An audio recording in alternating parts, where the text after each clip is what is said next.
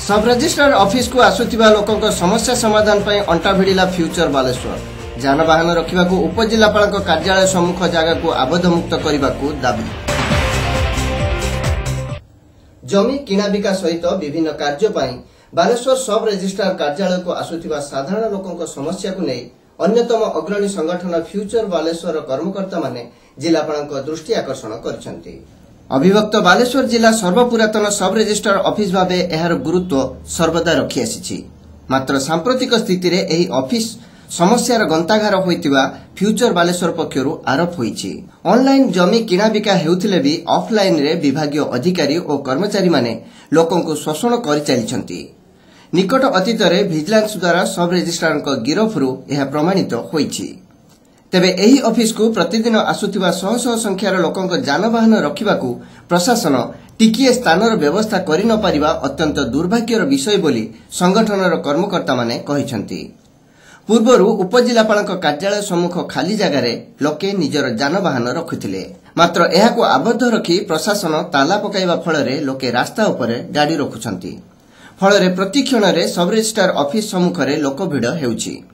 अत्यंत संकीर्ण रास्ता रे होइथिबा एही ऑफिस को अन्यत्र स्थानांतर करिबा लोकंक जानवाहन रखिबा पई पूर्वपरि उपजिल्लापालक कार्यालय सम्मुख खाली जगह को आबद्ध मुक्त करिबा और लोकंक व्यवहार पई पानीय जल एवं शौचालय व्यवस्था करिबाकू संगठन पक्षरु दाबी होइछि। ए नै कर्मकर्ता माने एक दाबी पत्र जिलापालक प्रदान करिसंती। आपण मान देखुचंदी बालेश्वर शहर रे देखंतु हमर जो सब रजिस्ट्रार ऑफिस टा रहिछि कोचेरी भितर रहिछि सेटा बहुत पुराना ऑफिस टा एवं आगे लोक संख्या कम थिले कोनोसी बटे लोक चली जाई पारुतले किंतु एबे कोन हिची जे पूर्वरु आमे जोठी देखिबे आपण सब हमर सब कलेक्टर को जस्ट लागी कि जोटा दक्षिण पाख जगाटा सेट एक्चुअली पार्किंग होतला किछि कारण न थाई कि किछि वर्ष हला सब कलेक्टर को माने आदेश रे हो बा किमती आदेश जिलापाल को आदेश रे हो सेटा को गुटे गेट करके बंद कर दैचंती जहा फळे लोक माने कचेरी भितरे रखुले एपट सेपट करी गाड़ीटे रखुले बाइकटे रखुले जो माने जमी किणाबिका पई आसुचंती ताकू मध्य परवर्ती धारे हमर जो माने टाइप करूचंती कि बा जो माने मौरर भाई माने अछंती से माने मध्य सेठी बसिबा पई सेठी मध्य से माने रखि देले तेनु ता परे लोक रास्ता को गले रास्ता रे मध्य वर्तमान पाखापाखी सब रजिस्ट्रार ऑफिस पाखापाखी जगह आप देखिए रास्तार साइड पार्किंग करते जगह नहीं सेठी गोटे गोटे एंगल बसई दिया कि बंद कर दिया तेणु बर्तमान लोक जीवे कौन टी ओडिशा सरकार कोटी कोटी टंका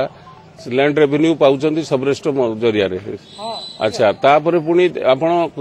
गोटे सबुठ बड़ कथा हो लोक मैंने आसुचंदी तांका पई गोटे शौचालयटे नाही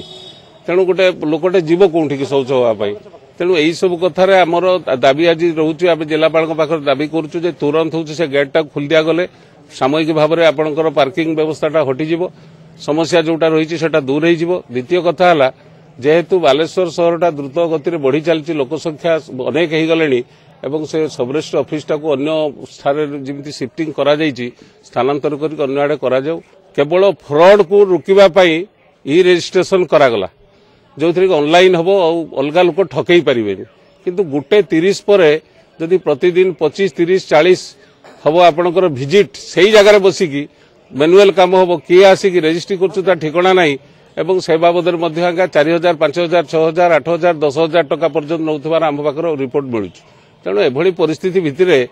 आमे कहूँ जे से भाया जो विजिट करके जो दलील चली जो पर्दाफाश हो अल्प किछि दिन तले से केस गुड़ा को गुरुतर भाव में